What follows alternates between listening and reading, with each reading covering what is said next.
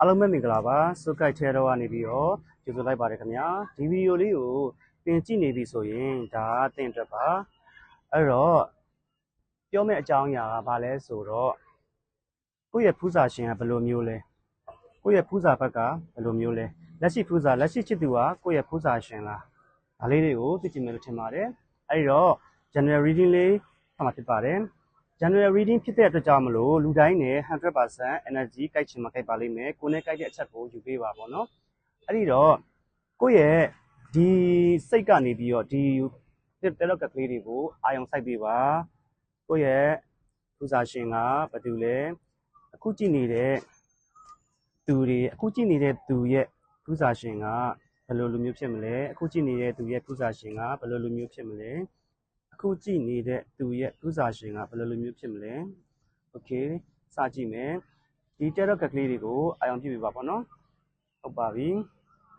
အခုကြည့်နေတဲ့သူရဲ့ဖူးစာရှင်ကဘယ်လိုလူမျိုးဖြစ်မလဲโอเค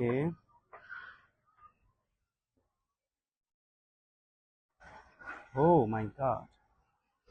အခုကြည့်နေတဲ့သူရဲ့ဖူးစာရှင်ကဘယ်လိုလူမျိုးလဲဆိုတော့ငယ်ရွယ်မယ်တက်လက်ဖြက်လက်မယ်အလုံးနဲ့အခြေရေးမှာဆိုရင်အလုပ်ကိုအဓိကဦးစားပေးမဲ့သူမျိုးဖြစ်တယ်မိသားစုနဲ့တငယ်ချင်းအခြေရေးဘယ်ဟာဦးစားပေးမလဲဆိုရင်နံပါတ်1မိသားစုနံပါတ်2တငယ်ချင်းကိုဦးစားပေးမဲ့သူမျိုးဖြစ်တယ်သူ့ရဲ့စွမ်းရည်ကဘယ်လိုမျိုးလဲဆိုတော့သူနဲ့တွေ့တဲ့သူတွေအားလုံးကဘယ်လိုပြောမလဲသူကလေတငယ်ချင်းနဲ့တငယ်ချင်းကောင်းပြီးသားတယ်ပေါ့နော်ကိုယ့်ရဲ့တငယ်ချင်းတွေပေါ်မှာကိုယ့်ရဲ့မိသားစုပေါ်မှာသူတို့ရဲ့စိတ်ဆင်းရဲမှုတွေသူတို့ရဲ့ဘဝလမ်းပြောင်းမှုတွေသူကလေဟိုဘယ်လိုလမ်းပြပေးတဲ့သူမျိုးဖြစ်တယ်ပေါ့နော်သူနဲ့တွေ့လိုက်ပြီဆိုရင်အဲ့ဒီသူကဘလောက်ပဲစိတ်တကြနေပါစေဘလောက်ပဲစိတ်ဆင်းရဲနေပါစေသူနဲ့တွေ့လိုက်ပြီဆိုရင်သူ့ရဲ့ဖေးမကိုကြီးမှုတွေသူ့ရဲ့စိတ်ရှည်တီးခံစွာနားထောင်ပေးမှုတွေကြောင့်အဲ့ဒီသူကစိတ်သက်သာရပြီးတော့ရှေ့ဆက်မဲ့ခရီးလမ်းအတွက်ကိုခွန်အားတွေဖြစ်စေတဲ့သူမျိုးဖြစ်တယ်အဲ့တော့ကိုယ့်ရဲ့ဖူးစာရှင်ကဒီလိုမျိုးပေါ့နော်အဲ့တော့ဒီလိုဖူးစာရှင်ကလည်းကိုယ့်အတွက်ကိုစလာပြီစတွေးတော့မယ်အဲ့တော့လက်ရှိချစ်သူမရှိသေးတဲ့သူတွေအတွက်ကကိုယ့်ရဲ့ဒီတန်တရားပေါ့နော်ကိုယ့်ရဲ့ဒီအဆောင်အရှောက်တွေကကိုနဲ့ကိုက်ညီတဲ့လိုက်ဖက်တဲ့ချစ်သူကိုစတွေ့ဆုံပေးဖို့အခွင့်အရေးဖြစ်လာပြီအဲ့တော့မကြခင်မှာတွေ့ဆုံပါလိမ့်မယ်မကြခင်မှာအဲ့လိုကျွန်တော်ပြောတဲ့အချက်တွေနဲ့ကိုက်ညီတဲ့ကိုယ့်ရဲ့ဖူးစာရှင်မကြခင်မှာတွေ့လာပါလိမ့်မယ်အဲ့ဒီတော့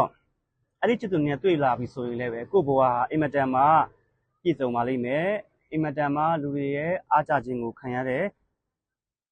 ချစ်သူစုံတွဲလေးဖြစ်လာနိုင်မယ်လို့ပြောနေပါတယ်ပေါ့နော်အဲ့တော့ပြန်ပြောမယ်ဆိုရင်ကိုယ့်ရဲ့ချစ်သူကိုတခြားလေးခုကျွန်တော်ဆန္ဒပြောခဲ့တဲ့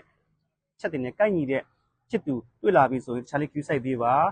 ခြားလေးသူ့ကိုပျော်ရွှင်အောင်ထားပေးပါနားလည်ပေးပါဘာဖြစ်လို့လဲဆိုတော့သူက